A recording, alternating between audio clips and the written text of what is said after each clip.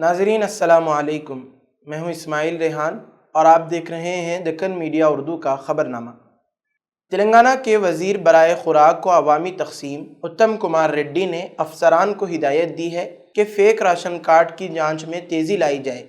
उत्तम कुमार रेड्डी ने रियासत के तमाम ज़िला कलेक्टरों को हिदायत दी है कि राशन कार्ड की जांच का अमल अव्वलीन तरजीह की बुनियाद पर किया जाए।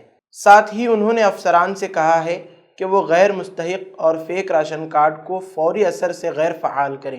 ताहम उत्तम कुमार रेड्डी ने यकीन दहानी कराई कि कोई भी हकीकी मुस्तहिक सारिफ को बेदखल नहीं किया जाएगा। फ़िलहाल तेलंगाना में 90 लाख राशन कार्ड हैं जो तकरीबन 2 करोड़ 82 लाख लोगों को NFS 1 के तहत कवर करते हैं।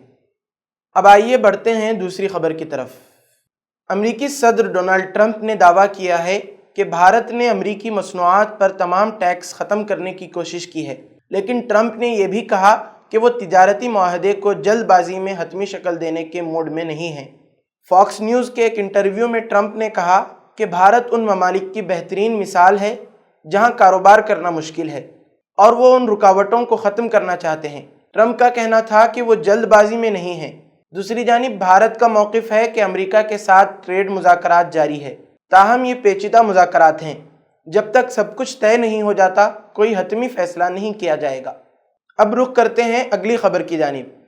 तेलंगाना के चीफ मिनिस्टर ए रेवंत रेड्डी ने महकमा बरक़ी को रियासत में बरक़ी की सरबराही के नेटवर्क को जदीद बनाने के लिए तवज्जो देने की हिदायत दी है। CM ने ओहदेदारों को हुक्म दिया है कि मुजव्वज़ा कायम की जाने वाली फ्यूचर सिटी में बरक़ी की सरबराही का ज़ेर ज़मीन नेटवर्क तामीर करें।